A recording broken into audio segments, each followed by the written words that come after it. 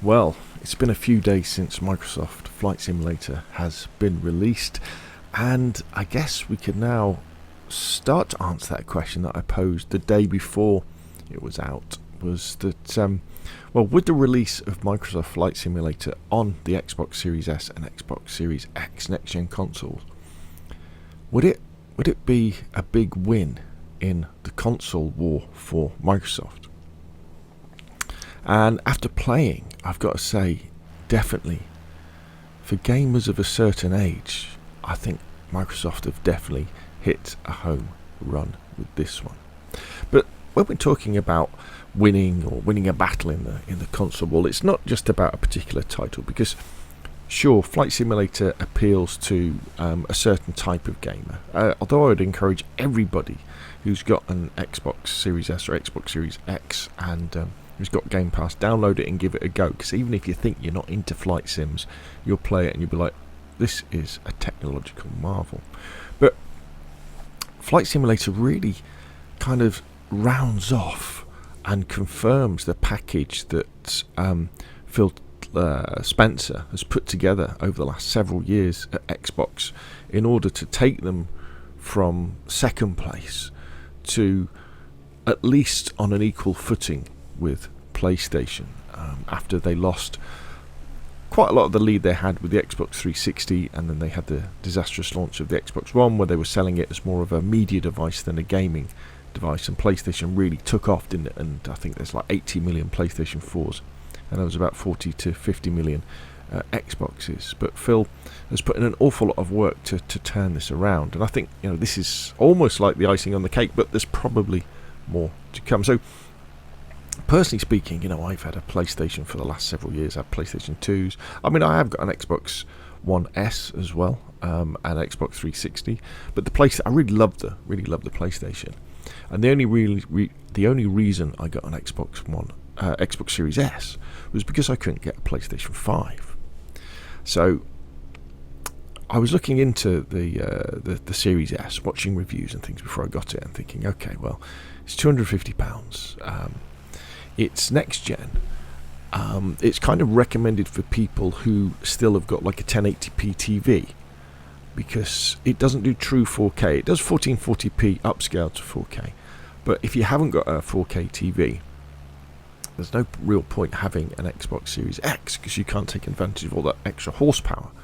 So I got the Series S, and the first thing that amazed me about it, and these new Xboxes, the Series S and the Series X, is how Microsoft have treated backwards compatibility compared to PlayStation. So the attitude of PlayStation is really, well, you're buying a new console, and the reason why you're buying a new console is to play new games. You want to play the best new games, the best new graphics. And sure, we'll make our old games backwards compatible, PlayStation 4 games anyway. Quite a few of them, 90% of them, I think, something like that. But kind of that's it.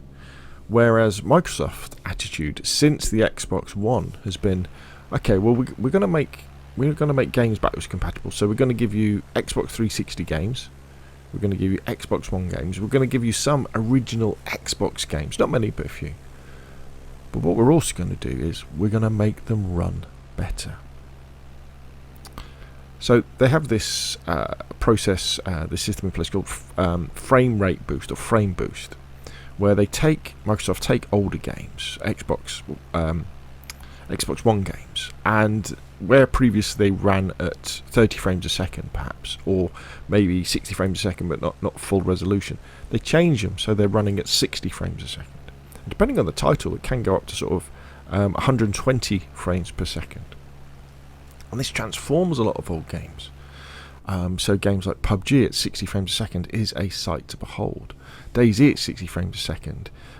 Even things like The Division, Sniper Elite 4, even games like Sniper Elite 3 run better, because what happens is the way that consoles keep frame rates up generally is through adaptive resolution. So in order to keep firing along at 30 frames a second or 60 frames a second, they drop from 1080p down to a much lower resolution. But with the One S and with the Series S and the Series X, you don't have that, because the software and the hardware is in place to make them run as best as they have ever, and better than they have ever run. So I've seen quite a few PlayStation 5 owners, especially with games like DayZ, saying they're considering buying a Series S. Because, yeah, okay, so on the PlayStation 5, DayZ might run at 4K, but it's 4K 30 frames a second. And in my book, I would always have more frames rather than more resolution, because it just looks smoother and it seems to play better. So this commitment from Microsoft for backwards compatibility and this commitment for making older games run better is absolutely fantastic. Because you go back through your library and you think, oh right, I tell you, I'll have a look at The Division, and you kind of forget when the games are new and they come out and you play and you think, oh, this is amazing. But then when you play newer games, you go, oh, I wish the frame rate was better. And then on the Xbox, you fire them up and the frame rate is better, and they do look great, and they're more enjoyable to play. Then we have Game Pass, don't we? Or Game Pass Ultimate, which I've got. So for sort of £10 a month, you get access to day and date release Microsoft Studio games, which is obviously going to start to include Bethesda games, Fallout games, and a whole raft of other games. Now, I don't play that many different types of games. They tend to mostly be shooters, first-person shooters, survival games, that sort of stuff. But the fact that you have access to this at such a good price means that people who are coming over from PlayStation or PC, you don't have to think, oh, I need to completely rebuy all my back catalogue again, because probably quite a few of the popular titles that you want, maybe that you owned on the other platform, are going to be there on Game Pass. Things like PUBG, things like DayZ, things like Grand Theft Auto's on there quite a lot of the time. It drops on, drops off. Red Dead Online, lots of the Fallout games, all that sort of stuff's there, so you don't have to worry about investing in them. So the barrier to entry is much lower. So if you're going from say an Xbox to a PlayStation, you've got to think, oh, I need to buy all these new games again. When you go across, but you don't have on that. So there we go. Microsoft Flight Simulator, this game that is appealing to gamers of a certain generation, absolutely, who perhaps don't want the hassle of a high-end PC, but you can play this game that looks absolutely fantastic. You've got older games playing much, much better, and a commitment from Microsoft to make older games play better, to run at higher frame rates, and you've got Xbox Game Pass. This is a very, very viable package for anybody who's into video games. And yeah, I think Microsoft are well on their way to winning the console war this generation. Although for them, for winning, may well just be to become level, because a lot of it will obviously depend on availability, because you simply can't get hold of a lot of the high-end consoles, can you? Like the PlayStation 5s and the Xbox Series X's, where there's lots of Series S's around. So there we go. What do you think?